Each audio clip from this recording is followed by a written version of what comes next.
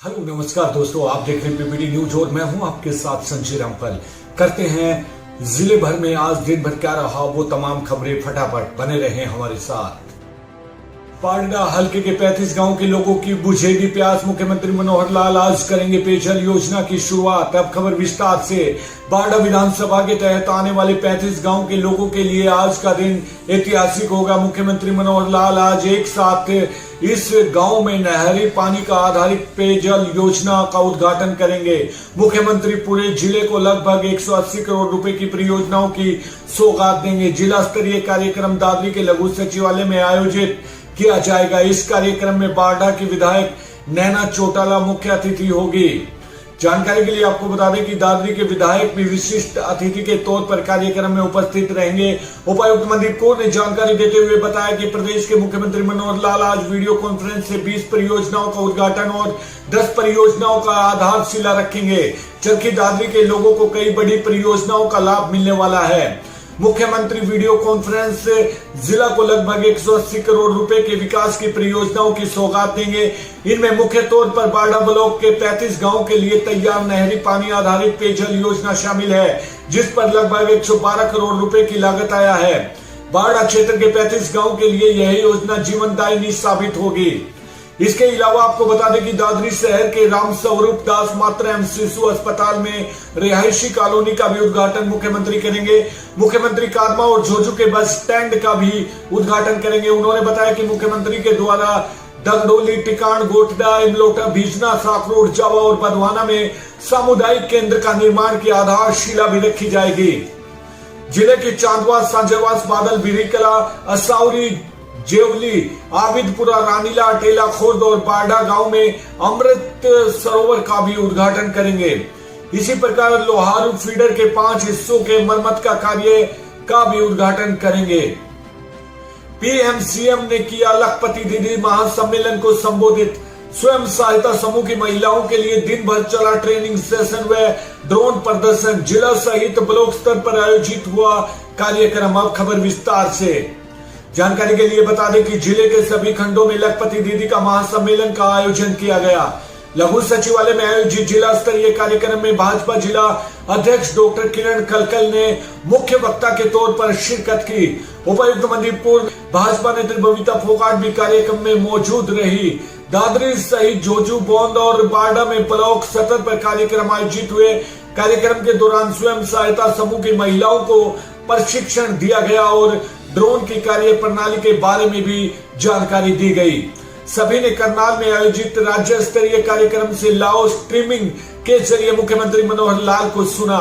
इसके अलावा राष्ट्रीय स्तर पर प्रधानमंत्री नरेंद्र मोदी ने लखपति दीदी महासम्मेलन से देश भर की स्वयं सहायता समूह के सदस्यों व नागरिकों को संबोधित किया। जिला स्तरीय कार्यक्रम को संबोधित करते हुए मुख्य वक्ता ने कहा कि लखपति दीदी सम्मेलनों के जरिए प्रधानमंत्री की सोच के अनुरूप आत्मनिर्भर भारत बनाने के कार्यक्रम को और भी मजबूती मिलेगी। उन्होंने कहा कि जिले के लिए इस योजना के तहत हजारों महिलाओं को लखपति दीदी बनाने का लक्ष्य रखा गया है। इस अभियान के जरिए महिलाएं सामाजिक और आर्थिक तौर पर मजबूत होगी, वहीं महिलाओं को अपना हुनर दिखाने का मौका भी मिलेगा। ये स्वयं सहायता समूह अब राष्ट्रीय सहायता समूह बनकर विकसित भारत, विकसित हरियाणा की मजबूत कड़ी बनेगी। हरियाणा राज्य आजीविका मिशन के तहत जिले में सैकड़ों स्वयं सहायता समूह के साथ लगभग हजारों महिलाएं जुड़ी हुई है।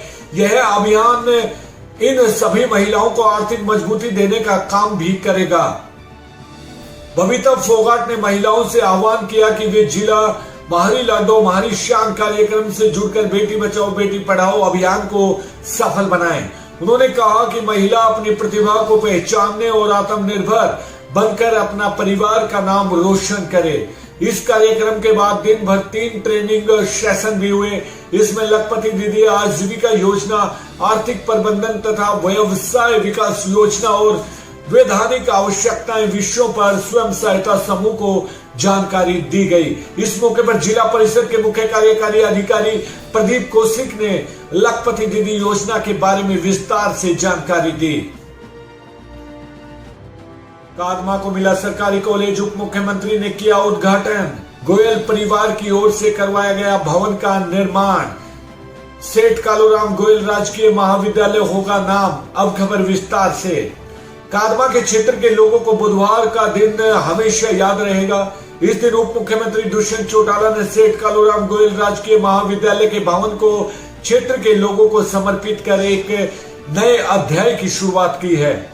इस कॉलेज के भवन निर्माण से कादमा से संबंध रखने वाले गोयल परिवार ने करवाया है और उसके बाद भवन को प्रदेश सरकार के हैंड ओवर कर दिया गया। उप मुख्यमंत्री ने कॉलेज के भवन में रिबन काटकर उद्घाटन किया और कॉलेज परिसर में स्थापित की गई स्वर्गीय सेठ कालूराम गोयल की प्रतिमा को भी नमन किया। इस अवसर पर आयोजित कार्यक्रम में आए हुए लोगों को संबोधित करते हुए उप मुख्यमंत्री ने कहा कि यह पहला मौका है जब प्रदेश के इतिहास में इतनी तेजी से किसी कॉलेज भवन का निर्माण पूरा हुआ हो। लगभग 2 साल से इस कॉलेज को लेकर सभी कागजी औपचारिकताएं पूरी करने के निर्माण को पूरा करवाया गया है। कॉलेज के निर्माण को लेकर उन्होंने केवल गोयल परिवार का और गांव के लोगों की बातों को आगे पहुंचाने का काम किया है। इस कॉलेज के निर्माण में असली योगदान बाड़ा के विधायक नैना चौटाला का है, जिन्होंने इस कॉलेज निर्माण को अपना सपना बनाकर छोटी छोटी चीजों पर ध्यान दिया और इस कॉलेज को अपना प्रोजेक्ट माना है। उन्होंने कॉलेज निर्माण के लिए गोयल परिवार के साथ बैठकर सभी चीज फाइनल की। गोयल परिवार की ओर से कॉलेज निर्माण को उच्च गुणवत्ता के आधार पर बनवाया गया है। क्षेत्र ही नहीं पूरा प्रदेश इस कार्य के लिए गोयल परिवार का आभारी है। उन्होंने कहा कि ऐसी संस्थाएं पीढ़ियां नींव रखने का काम करती हैं। क्षेत्र के लोगों को शिक्षण संस्थानों के माध्यम से अपनी बेटियों को 100% शिक्षा से जोड़ना होगा, क्योंकि ज्ञान हमेशा बांटने से बढ़ता है। उन्होंने कहा कि आज लगभग हर देश में भारत के युवा विभिन्न क्षेत्रों में अपनी सेवाएं दे रहे हैं। इस कॉलेज के माध्यम से क्षेत्र के युवाओं को भी कादमा का नाम उच्च स्तर पर विश्व में रोशन करना है। उन्होंने कहा कि गोयल परिवार कॉलेज निर्माण के साथ अपना वादा पूरा कर दिया है। अब इस भवन और यहाँ के शिक्षा प्रणाली को संभालना क्षेत्र के लोगों की जिम्मेदारी बनती है। उप मुख्यमंत्री ने कहा कि भविष्य में यहाँ पर ऐसे कोर्स व ट्रेड शुरू करने की कोशिश होगी जिससे क्षेत्र के युवा दुनिया से जुड़े और जाने की वर्तमान समय में दुनिया में क्या चल रहा है। इससे हमारे युवा व्यवहारिक ज्ञान के साथ साथ आगे बढ़ सकेंगे और अपना भविष्य संवार सकेंगे। उन्होंने कहा कि सरकार शिक्षा पर फोकस रखकर काम कर रही है। इसी का नतीजा है कि प्रदेश इतिहास में पहली बार एविएशन कॉलेज खोलने की घोषणा की गई है। भिवानी और महेंद्रगढ़ जैसी हवाई पट्टियां जर्जर हो रही थी, जिसको गठबंधन सरकार ने सुधार कर वहां पर बच्चों को प्रशिक्षण देने का भी काम शुरू किया है। कार्यक्रम में सेठ कालूराम गोयल परिवार के सदस्य बेगराज गोयल, द्वारिका प्रसाद, रोशन गोयल, पवन कुमार, मुकेश कुमार, उत्तम गोयल, मनोज कुमार गोयल, अरुण गोयल व अन्य सहित राजेंद्र लेतानी, नरेश द्वारिका, विजय गोठड़ा, राजदीप फोगाट, ऋषिपाल उमराबाद से, लक्ष्मी बड़ौदा, प्रदीप गोदारा, सूरज बैनीवाल आदि भी उपस्थित रहे। छत पर सौर ऊर्जा पैनल लगाने हर महीने मिलेगी 300 यूनिट तक की मुफ्त बिजली। जानकारी के लिए आपको बता दें कि सरकार एवं नवीनीकरणीय ऊर्जा विभाग द्वारा पीएम सूर्य घर मुफ्त बिजली योजना के तहत आमजन को बिजली बिलों से राहत पहुंचाने के लिए योजना की शुरुआत की है। योजना के तहत छत पर सौर ऊर्जा पैनल लगाने पर हर माह 300 यूनिट जो बिजली है वो मुफ्त दी जाएगी। उपायुक्त मनदीप कौर ने जिला वासियों से आह्वान किया कि सरकार की ओर से लागू की गई पीएम सूर्य घर मुफ्त बिजली योजना का नागरिक लाभ उठाएं। उन्होंने बताया कि 1 किलोवाट क्षमता वाली प्रणाली के लिए 30,000 से 60,000 रुपए, 2 किलोवाट क्षमता वाली प्रणाली के लिए 60 से 78,000 रुपए और 3 किलोवाट या उससे अधिक वाली प्रणाली के लिए 78,000 रुपए की सब्सिडी दी जाएगी। उन्होंने बताया कि योजना में शामिल होने वाले परिवार राष्ट्रीय पोर्टल pmsuryaghar.gov.in के माध्यम से सब्सिडी हेतु आवेदन करने के बाद ही छत पर सौर ऊर्जा स्थापित करने के लिए एक उपयुक्त विक्रेता का चयन करने में सक्षम होंगे। हरियाणा में मातम में बदली खुशियां, रेवाड़ी में बस कार की टक्कर, 5 लोगों की मौत। शादी से चरखी दादरी लौटते वक्त हुआ हादसा, रेवाड़ी। अब खबर विस्तार से। हरियाणा के रेवाड़ी जिले में बुधवार सुबह दर्दनाक सड़क हादसा हो गया। यहाँ महेंद्रगढ़ रोड स्थित सिहा गांव के पास रोडवेज बस और कार की आमने सामने की टक्कर हो गई। हादसे में कार सवार सभी 5 लोगों की मौत हो गई। हादसे में जान गंवाने वाले सभी लोग एक विवाह समारोह से लौटकर अपने गांव चरखी दादरी जा रहे थे। चरखी दादरी से आई थी बारात। चरखी दादरी के चांगपुर से अजीत के भतीजे अमित की बारात मंगलवार रात रेवाड़ी के ततारपुर खालसा गांव में आई थी। नंदरामपुर बास रोड स्थित रॉयल गार्डन में शादी का प्रोग्राम हुआ। सुबह 7 बजे दुल्हन की विदाई हो गई और दूल्हे के परिवार के लोग अलग अलग गाड़ियों में चरखी दादरी के लिए रवाना हो गए। दूल्हे अमित के चाचा अजीत के साथ सुंदर, बिल्लू, सूरत और प्रताप बैलनो कार में चरखी दादरी जा रहे थे। तभी करीब 8 बजे सिहा गांव के पास महेंद्रगढ़ से आ रही रेवाड़ी डिपो की रोडवेज बस से कार की टक्कर हो गई। टक्कर के बाद जोरदार धमाका हुआ। बस में भी काफी सवारियां थी जिसे कुलदीप नाम का ड्राइवर चला रहा था। मृतकों की हुई पहचान। जानकारी के लिए आपको बता दें कि मृतकों की पहचान चरखी दादरी के चांग रोड गांव के रहने वाले अजीत, सुरेंद्र और सुंदर, बिल्लू, चरखी दादरी के सुई गांव के रहने वाले सूरत और भिवानी के दिनोद गांव के रहने वाले प्रताप के रूप में हुई है। आशंका जताई जा रही है कि ड्राइवर को नींद की झपकी आई थी। और इसी के साथ झज्जर में भी हरियाणा एसटीएफ कांस्टेबल मिला मृत, गोली लगने से हुई मौत, हत्या का मामला दर्ज। झज्जर से जोड़ते हुए आपको बता दें कि हरियाणा के एसटीएफ कांस्टेबल मिला मृत, गोली लगने से हुई मौत, हत्या का मामला दर्ज। अब खबर विस्तार से। स्पेशल टास्क फोर्स एएसटीएफ का एक कांस्टेबल मंगलवार को झज्जर जिले में अपनी कार से गोली लगने से मृत पाया गया है, जिसके बाद राज्य की पुलिस ने हत्या का मामला दर्ज किया और जांच शुरू की है। पुलिस ने कहा है कि सतबीर का शव भूरावास गांव के में एक नहर के पास मिला, जबकि पुलिस ने कहा कि इन्होंने आत्महत्या की संभावना से पूरी तरह इनकार नहीं किया है। इसके परिवार की शिकायत पर हत्या का मामला दर्ज किया गया है। इस स्तर पर जांच जारी है और यह हत्या या आत्महत्या का मामला है या नहीं, यह आगे की जांच के बाद और पोस्टमार्टम होने के बाद पता चलेगा। हम विभिन्न कोणों से मामले की जांच कर रहे हैं। सतबीर एसटीएफ में तैनात थे। हमने उनके रिश्तेदारों से शिकायत के आधार पर आईपीएस की धारा 302 हत्या के तहत प्राथमिकी दर्ज की है और आगे की जांच जारी है। जल्द ही पोस्टमार्टम किया जाएगा।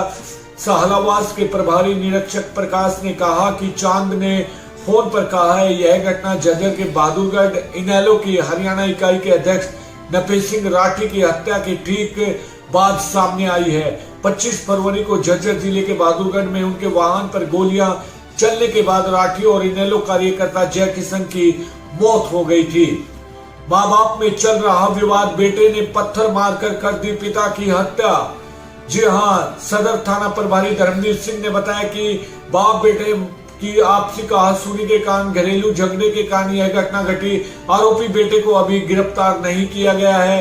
अस्पताल में उसका इलाज चल रहा है। उसके ठीक होने पर ही पुलिस उससे पूछताछ करेगी।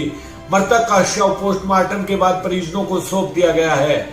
हरियाणा के महेंद्रगढ़ के गांव सिसोट में माँ बाप के बीच आपसी कहासुनी चल रही थी। इस दौरान दोनों के बीच विवाद बढ़ा तो बेटे ने पत्थर मारकर पिता की हत्या कर दी। बेटे को भी गंभीर चोटें आई है और हालात सेंटर में रेफर किया गया है। पुलिस ने मामला दर्ज करके पोस्टमार्टम करवाकर शव परिजनों को सौंप दिया गया है। वहीं सदर थाना प्रभारी धर्मवीर सिंह ने जानकारी देते हुए बताया कि हमें रात को सूचना मिली थी कि गांव सिसोट में एक पत्थर मारकर एक व्यक्ति की हत्या कर दी गई है। पुलिस ने तुरंत मौके पर पहुंचकर आगामी कार्यवाही शुरू कर दी थी। मृतक के शव को कब्जे में लेकर पोस्टमार्टम के लिए भेज दिया गया था। झगड़े में बेटा भी हुआ था घायल। सदर थाना प्रभारी धर्मवीर सिंह ने कहा कि मृतक की पत्नी की शिकायत पर पुलिस ने मामला दर्ज कर कार्यवाही शुरू कर दी है। उन्होंने बताया कि बाप बेटे की आपसी कहासुनी के कारण और घरेलू झगड़े के कारण यह घटना घटी। इसमें पिता राम किशन को अधिक चोट लगने के कारण उसकी मौत हो गई। वहीं बेटे को भी चोट लगने के कारण इलाज के लिए हायर सेंटर रेफर किया गया है। तो दोस्तों, ये थी आज की हमारी अहम और पुख्ता खबरें। बने रहे हमारे साथ, देखते रहे पीपीटी न्यूज। अगर आपने हमारे चैनल को, अगर आपके भाई के चैनल को आपने सब्सक्राइब नहीं किया है तो प्लीज हमारे चैनल को जरूर सब्सक्राइब करें। अगर आप भी कोई प्रतिक्रिया देना चाहते हैं तो हमें ईमेल के जरिए बता सकते हैं। अगर आपकी भी कोई समस्या है वो भी भेज सकते हैं। हर समय हम आपकी समस्या को उठाने के लिए तैयार हैं। बने रहे। आप संजय रामफल को दीजिए इजाजत। जय हिंद, जय भारत। सुरक्षित रहिए, अपने ख्याल रखिएगा। कल फिर मिलते हैं।